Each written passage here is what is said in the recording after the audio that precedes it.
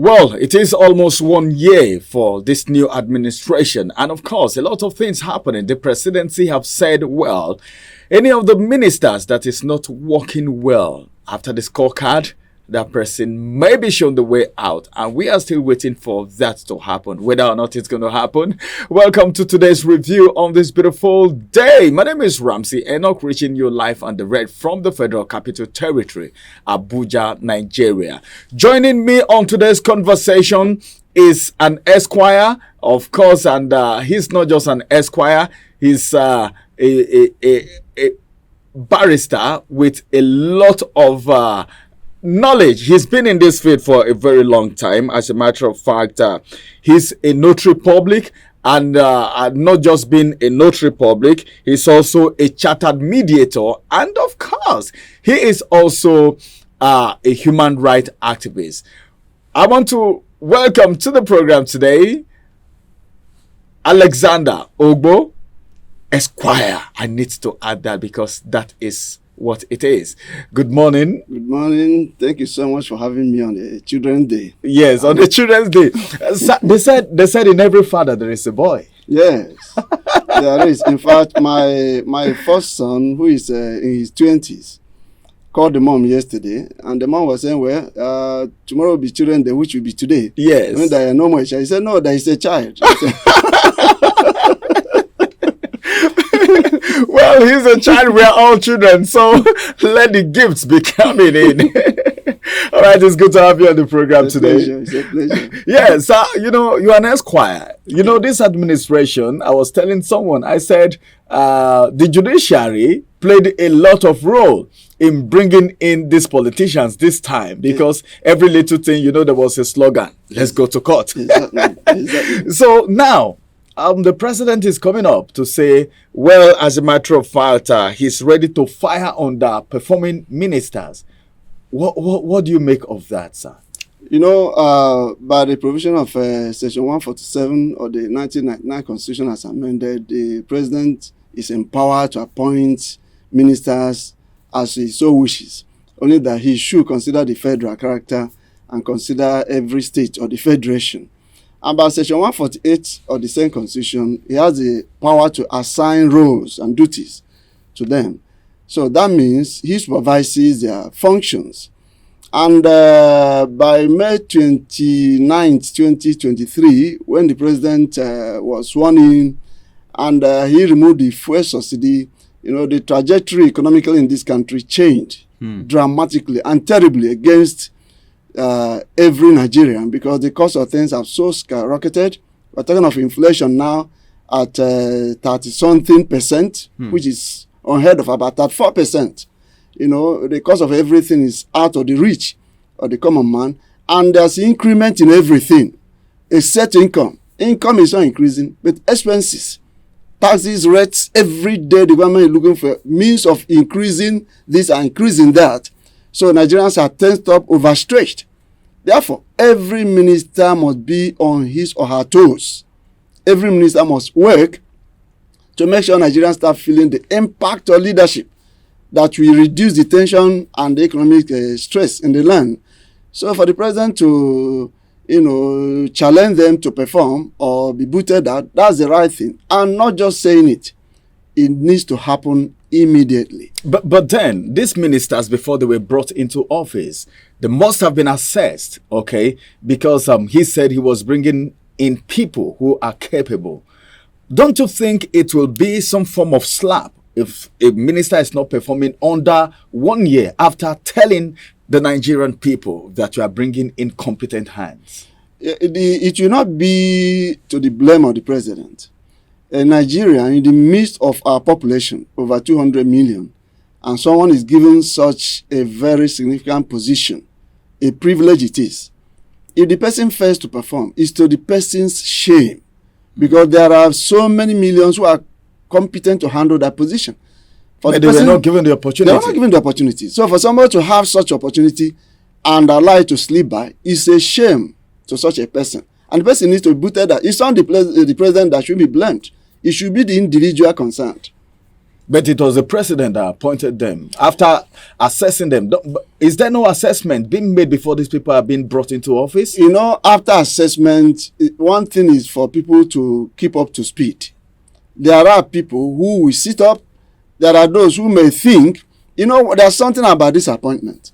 Yes, the president is empowered by constitution to appoint them, but we also know that stakeholders play roles. From the party will make suggestions, you know, some leaders will make suggestions, traditional rulers and so on and so forth, people from different backgrounds will make suggestions.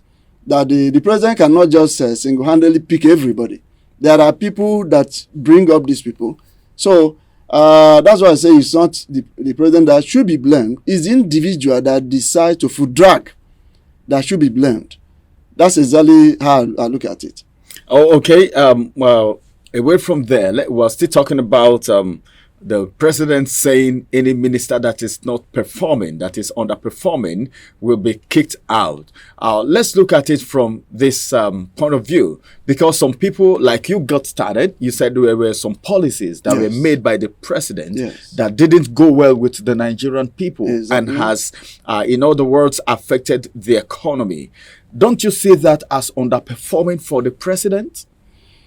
Yeah, to some extent, because as the effect, once you tamper with a pump price issue, you know, it affects every aspect of the economy. And that has so dramatically and drastically affected the economy in a very bad way. And the president started talking about palliatives. There was promise of, it was it at 5% to civil servant for 6 months, 25,000 to pensioner for 3 months from October to December.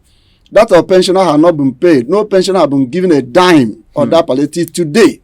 Civil servants were only paid because NLC protested, you know, demonstrated and went on strike.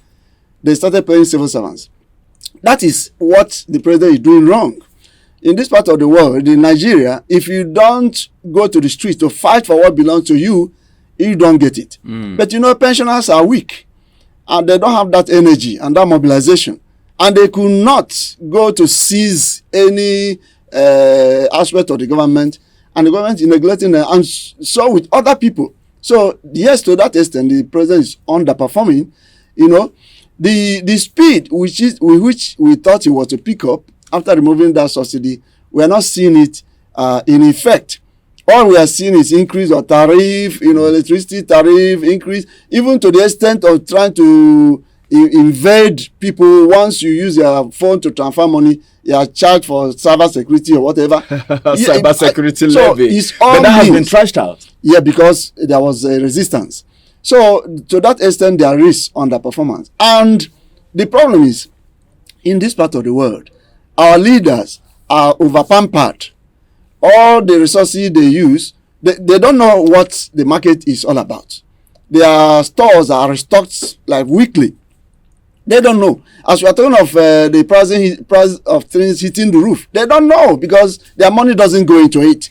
If it's in advanced countries, their own money gets to the market. But and they feel it. As an esquire, yes, is there anything the public can do to put these people in check? Because most times there is no way of holding these people responsible. The masses are so weak, they don't have anything to do. And they said the judiciary is the hope of the common man. But from 2023, after, like I said before we got started, a lot of people who are in political offices today, majority of them, or if most of them, were brought in by the judiciary.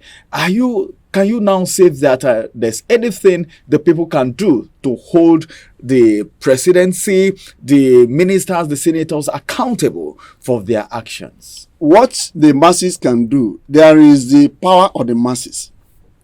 This power of the masses is outside the confines of the legislature, the executive, and the judiciary. Okay. Being aware of their rights and demanding for their rights. Speak up, mobilize, peaceful demonstrations. All right? That is what the masses need to do. And once the masses rise up, there's nothing the politicians can do but to adjust. But here in this part of the world, we have religion making people so blind and so naive that justify what Karl said, that religion is the opium of the masses, the sleeping drug of the masses. Give the people religion, they sleep over their rights. That's what is happening in this country. People will be telling you, oh, well, this person is a part of my religion.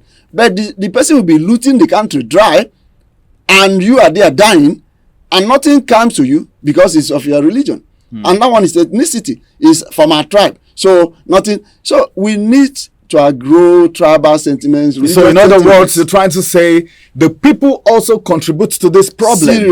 Seriously. Once the people shed off the toga of religion and tribe and demand for what is theirs, definitely the politicians will do the right thing.